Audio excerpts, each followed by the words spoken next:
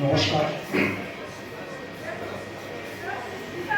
আজকের এই স্মরণ ও শ্রদ্ধা জ্ঞাপন অনুষ্ঠানে সম্মানিত সভাপতি, বিশিষ্ট অতিথিবৃন্দ,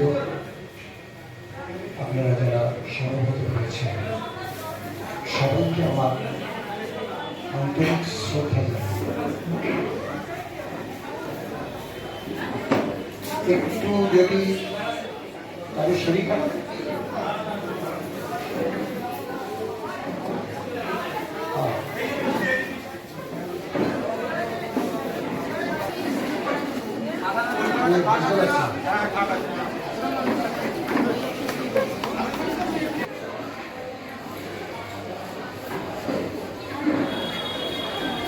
শ্রদ্ধা জানাচ্ছি আজকে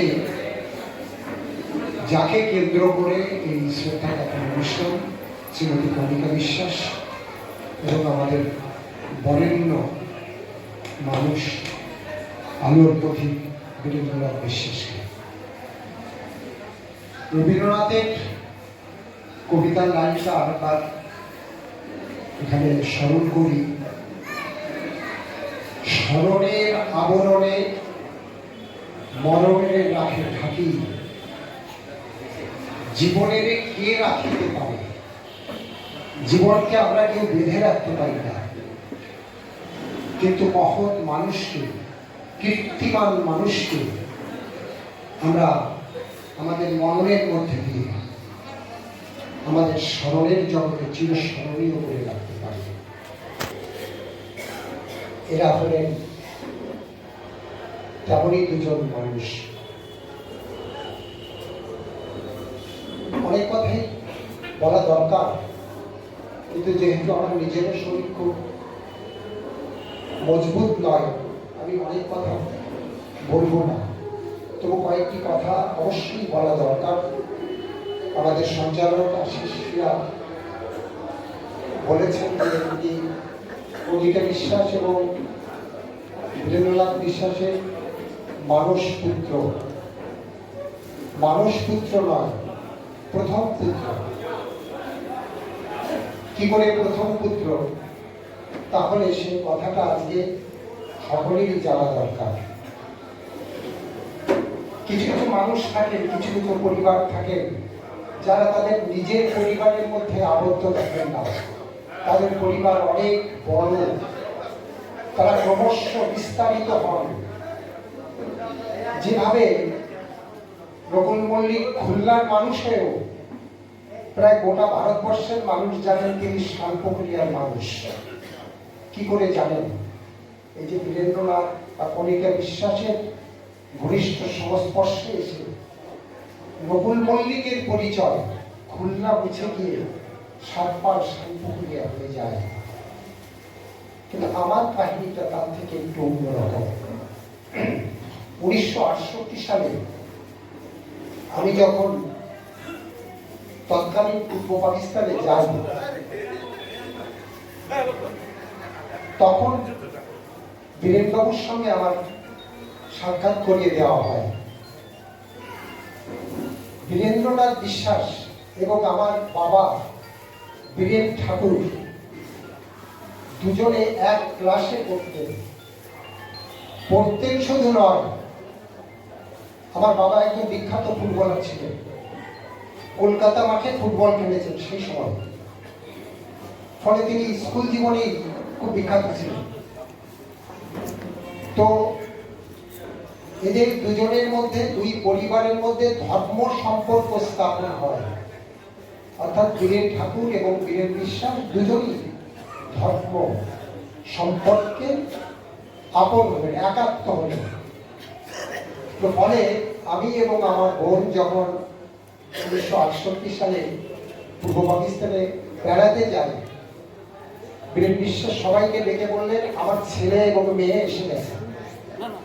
সবাইকে পরিচয় করিয়ে দিলেন, এইটা আমার ছেলে আর এইটা হচ্ছে আমার মেয়ে। আমরা সাতপাড়া অঞ্চলে বীরেন বিশ্বাসের ছেলে এবং মেয়ে হিসেবে পরিচিত হয়ে গেল। তখন বীরেন বিশ্বাস বিয়ে করেননি। এরপরে বীরেন বিশ্বাস বিয়ে করবেন 1970 সালে, এবং আমি কণিকা বিশ্বাসের মুখোমুখি হব। তার আগে তাকে আমি দেখেছি সাতপার মাঠে যখন জাতীয় গণমুক্তি দল গঠন হচ্ছে, তখন আমাদের পূর্ব পাকিস্তানের সমস্ত সংখ্যালঘু সমাজের বিশিষ্ট ব্যক্তিরা উপস্থিত ছিলেন। এখানে আমার বন্ধুরা আছে অনেকে, আমার সহপাঠী এবং সরকারি স্কুলের প্রাক্তন ছাত্ররাও আছে, তারা জানে পুরো মাঠটা ওভারফ্লো হয়ে গেছিল। সেখানে চিত্রচ্যুতার, কালিদাস ভট্ট সকলেই ছিলেন। মনীন্দ্রনাথ ভট্টাচার্য তিনি পরে সভাপতি হয়েছে, কার্তিক ঠাকুর, এক একজন অসাধারণ বাগ্মী ছিলেন এরা। আর তার মধ্যে একজন মাত্র ছাত্রী, তাকে নিয়ে এলেন কার্তিক ঠাকুর, কণিকা বিশ্বাস। আগুন ঝরা বক্তব্য। আজকের কণিকা বিশ্বাসকে দেখলে আপনারা বুঝতে পারবেন না যে সেদিন ওই মঞ্চে দাঁড়িয়ে কণিকা বিশ্বাস কি বক্তব্য রেখেছিল। সমস্ত মানুষ সোজা হয়ে গেছিল। কি দাবি ছিল জাতীয় গণমুক্তি দলের? অত্যন্ত সাধারণ দাবি। শেখ মুজিব আওয়ামী লীগের যে 6 দফা দাবি, তার মধ্যে ধর্মনিরপেক্ষতার দাবি ছিল না, সেইটা এটা তুলে ধরেছিলেন এবং দাবি করেছিলেন আপনার 6 দফার মধ্যে ধর্মনিরপেক্ষতার দাবিকে ইনক্লুড করতে হবে এবং সংখ্যালঘুদের সমানুপাতিক প্রতিনিধিত্ব স্বীকার করতে হবে। শেখ মুজিব সেটা করতে পারেননি, হয়তো অন্য সমস্যা ছিল। তখন বলেছিলেন তোমরা পারো তো আদায় করে নাও। সেই আদায় করার জন্যই জাতীয় গণমুক্তি দল তৈরি হয়েছে। তো তারপরে সমাজ নেতারা বীরেন্দ্রনাথ এবং কণিকা বিশ্বাসকে মিলিয়ে দিলেন। ছিলেন একজন বীরেন্দ্রনাথ বিশ্বাস আত্মনিবেদিত, অনেকে বলতো ভোলানাথ, নিজের কিছু মনে থাকতো না, সমাজের সবকিছু তার ছাত্রছাত্রীরা, তার দেশবাসীরা, তারাই তার সব। সেইখানে এসে জুটলেন কণিকা বিশ্বাস। আমাদের দেশে তো রাজনীতি করা মহিলারা ছিলেন না, ছিলেন না। ওরাকান্দি থেকে 2 জন মাত্র বেরিয়েছিলেন, সুষমা মৈত্র, পরে যিনি সুষমা মৈত্র সরকার হন শক্তি সরকারকে বিয়ে করে। আমি ওই ছোট্ট যে বইটা, কাকিমার ছোট্ট যে বইটা বেরিয়েছে, আমার ছোট্ট জীবন, আপনারা নেবেন, ওটা পড়বেন। আমরা তো অনেক সময় আদর্শ জীবন খুঁজি, আমাদের ছেলে মেয়েদের সামনে আদর্শ জীবন নেই। বইটা ছেলে মেয়েদের দেবেন, তারা শিখবে একটা কণিকা বিশ্বাস কিভাবে ওই সময় থেকে নিজেকে গড়ে তোলার অদম্য স্পৃহা নিয়ে এগিয়ে এসছে। আর তারপরে সমাজ নেতারা যখন বুঝলেন যে আমাদের সমাজের একটি মেয়ে যা রাজনৈতিক ভবিষ্যৎ আছে, তারা তাকে বীরেন্দ্রনাথের সঙ্গে একত্র মিলিয়ে দিলেন। এবারে 2 নদী এক স্রোতে এগিয়ে গেল। একদিন বীরেনবাবু আমায় ডেকে বললেন, এই শোনো, তোমার কাকিমা তোমাকে দেখা করতে বলেছে, যাও। আমি তো অত্যন্ত সংকোচ, আগে তো বীরেন বিশ্বাসকে শ্রদ্ধা এবং ভয় করতো না এমন মানুষ আমি দেখিনি। অনেক বড় বড় মানুষ, আমাদের গ্রামের বড় বড় মডল, তারা হয়তো কোনো বিষয়ে সমালোচনা করছেন চায়ের দোকানে বসে, তো বলেন এই তো বীরেনবাবু তো ঢাকা থেকে ফিরবেন, আজকেই বলবেন, হ্যাঁ আজকেই ধরবো। আমি পাশে দাঁড়িয়ে শুনছি। এই বীরেনবাবু আসছেন, লঞ্চ থেকে নেমে হেঁটে আসছেন, সবাই বড় জোরে আসলে কেমন আছেন, সবাই নমস্কার বিনিময় করে, কুশল বিনিময় করে চলে গেলেন। এবার সবাই বসলেন, তখন জিজ্ঞেস করেছে, ও মশাই কিছু তো বললেন না? বললো, উনার সঙ্গে দাঁড়ালে সব বলা যায় না। এই ছিলেন বীরেন বিশ্বাস। মানে তিনি বলছেন, যাও কাকিমার সঙ্গে দেখা করে আসো। এবং ছোট্ট একটা টিনের ঘর ছিল সরকারি স্কুলের মাঠের পাশে, মনোজের মনে পড়বে, সেই ঘরে উনি ভেতরে বসে আছেন। উনি আমার হাত ধরে নিয়ে গেছেন, এই যে তোমার ছেলে, এই চানাচুর খাবা না, এই লজেন্স খাবা না, বিস্কুট খাবা। মানে আমরা যে 2টো আলাদা বাড়ি, মাঝখানে যে 3 কিলোমিটারের দূরত্ব, এটা বোঝার কোনো উপায় ছিল না। এইভাবে আমরা একাত্ম ছিলাম। ওই জন্য বলেছি বাড়ি আলাদা ছিল কিন্তু নারী একটা ছিল। তারপরে এখানে আসার পরে কণিকা বিশ্বাস একা হয়ে গেলেন, বীরেন্দ্রবাবু সকালে চলে গেলেন। কিন্তু আমরা যারা বীরেন্দ্র বৃত্তের মানুষ, আমরা শুধু নয়, যারা সমাজ কল্যাণে ব্রতে নিজেদের জীবনকে উৎসর্গীকৃত করতে চেয়েছেন, তারা ওই চৌম্বক ক্ষেত্র হয়ে দাঁড়ালেন তাদের কাছে কণিকা বিশ্বাস। আমরা ওই কণিকা বিশ্বাসকে ঘিরে আবার সবাই সম্মিলিত হওয়ার চেষ্টা করলাম।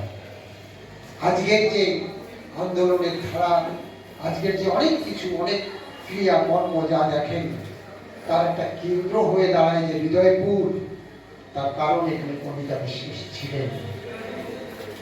আজকে তিনি নেই। আমি খুব চিন্তিত। একটা কেন্দ্র ছাড়া পৃথিবীও একটা কেন্দ্রে আবর্তিত হয়। আমরা জানি সূর্য আবর্তিত হয়, সবারই একটা পরিক্রমা রেখা আছে। সেই পরিক্রমা রেখা থেকে যদি বেরিয়ে যায়, তার কক্ষপথ থেকে পৃথিবী বেরিয়ে গেল, চন্দ্র বেরিয়ে গেল, সূর্য বেরিয়ে গেল, তাহলে একটা মহা বিপর্যয় আমাদের সামনে। আজকে আমার খুব আশঙ্কা হচ্ছে সেই কক্ষপথটি হারিয়ে ফেললাম কেনা। কিন্তু আজকে তো আরো বড় কঠিন সংগ্রাম সামনে।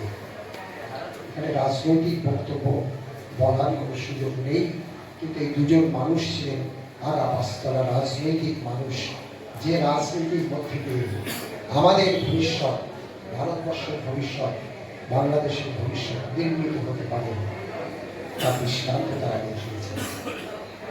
আমার বাকি কথাটা এই বইটাতে পাবে। কাকিমাকে অনেক চাপ দিয়ে বইটা লেখাতে হয়েছিল। উনি কিছুটা লিখে বলেছিলেন, যতটা লিখেছি তুমি দেখে দাও, তারপরে আমি আবার লিখব। আমি তখন নিজেও বাড়ি থেকে বেরোতে পারছি না, আমার হাতে এসে পৌঁছতে পারলে এখন আপনি যা লিখেছেন আপনি সেইটুকু প্রেসে ফেলে দিন, অশোককে দিয়ে দিন, আমি দেখে নেব। সেটাও সম্ভব হয়নি।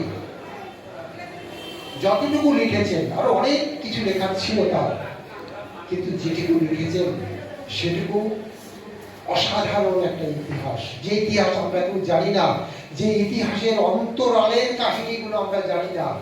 আমি উল্লেখ করেছি এই সময়ে অগ্নিক্ষরা এবং অশ্রু ঝরা সময়ে প্রামাণ্য দলিল হচ্ছে একটি বই। সেই বইটি যদি আমরা পড়ি, আমরা কিছু কিছু জানতে পারবো, সব জানতে পারবো না হয়তো। আর তো কোনো লেখা রইল না। বাংলাদেশের মুক্তিযুদ্ধ কোথায় কিভাবে হচ্ছে, বীরেন্দ্রনাথ বিশ্বাস কি করছেন, শেখ মুজিবের অন্তিম সময় শেখ মুজিব আক্রান্ত হবেন, কণিকা বিশ্বাস কি দেখা করছেন শেখ মুজিবের সঙ্গে, সাবধান করে দিচ্ছেন। কোথায় পাবেন এই তথ্য? কোথাও পাবেন না। আর এই কণিকা বিশ্বাস বীরেন্দ্রনাথ পেরিয়ে, চিত্তচূড়া পেরিয়ে শেখ মুজিবের কাছে পৌঁছাবেন, যিনি ইন্দিরা গান্ধী সস্নেহ প্রশ্রয় পাবেন, যিনি আরো পথ পরিক্রমার করে কাশিরামদের সঙ্গে একসঙ্গে রাজনীতি করার সংকল্প গ্রহণ করবেন। আমরা এমন একটি রাজনৈতিক ব্যক্তিত্ব, এমন একজন নারী আমাদের সমাজে, কেন বাঙালি সমাজেও কম রয়েছে, যে এত বড় বিখ্যাত ব্যক্তিদের যিনি এক সূত্রে তাদের সঙ্গে যুক্ত থেকেছেন। এমন একটা ঐতিহাসিক চরিত্র কণিকা বিশ্বাস। আমরা তো মূল্যায়ন করতে পারি না। আমরা ঠিক বাতাসের মধ্যে আসি, কখনো মনে হয় আমরা বাতাস থেকে নিঃশ্বাস নিচ্ছি, মনে হয়, কিন্তু বাতাসটা বন্ধ হয়ে যাওয়ার সঙ্গে সঙ্গে আমরা বুঝতে পারি আমরা কি হারিয়েছি। আজকে সামনে সেই দুঃসময়, আমি আশা করব যে আমরা আমাদের কক্ষপথ থেকে চ্যুত হব না। যে ব্রতে বীরেন্দ্রনাথ বিশ্বাস নিজের জীবন উৎসর্গ করেছিলেন, কণিকা বিশ্বাস একজন এমপি হয়েও মরিচঝাপি উদ্বাস্তু ভাত রান্না করে দিতেন, তার জামা খুলে নিয়ে সাবান দিয়ে কেচে আবার পরিয়ে দিতেন, যে তোমাকে তো কলকাতা যেতে হবে, এই নোংরা জামা পরে তুমি কি করে যাবে। আমরা এমন কোন এমপি ভারতবর্ষে দেখিনি যিনি অতি সাধারণ একজন মানুষের জামা দেখতে দিচ্ছেন, তার জন্য ভাত রান্না করে তাকে খেতে দিচ্ছেন। সেই মহিষী নারী, সেই বিদুষী নারী, তার ইতিহাস আমরা জানি না এবং তাকে আমরা কখনো মূল্যায়ন করি না। আজকে এই শ্রদ্ধা জ্ঞাপনের মধ্যে দিয়ে আমরা যেন আমাদের মননের মধ্যে দিয়ে, আমাদের স্মরণের মধ্যে দিয়ে আমরা এই আদর্শগুলোকে, বোধগুলোকে, এই অনুভূতিগুলোকে নিজেদের মধ্যে গেঁথে দিতে পারি। যিনি ভালোবাসতেন আমাদের সবার মাঝখানে থাকতে, আজকে আমরা সবাই আছি, তিনি নেই। কে বলে নেই? উনি বলেছি সকল খেলায় লক্ষ্য খেলা জানি তিনি আছেন আমাদের মধ্যে। ততদিন থাকবেন যতদিন আমরা তাদের আদর্শকে, তাদের লক্ষ্যকে আমাদের জীবনের লক্ষ্য, আমাদের জীবনের ব্রত করতে পারব। তাকে আমার শ্রদ্ধা করলাম।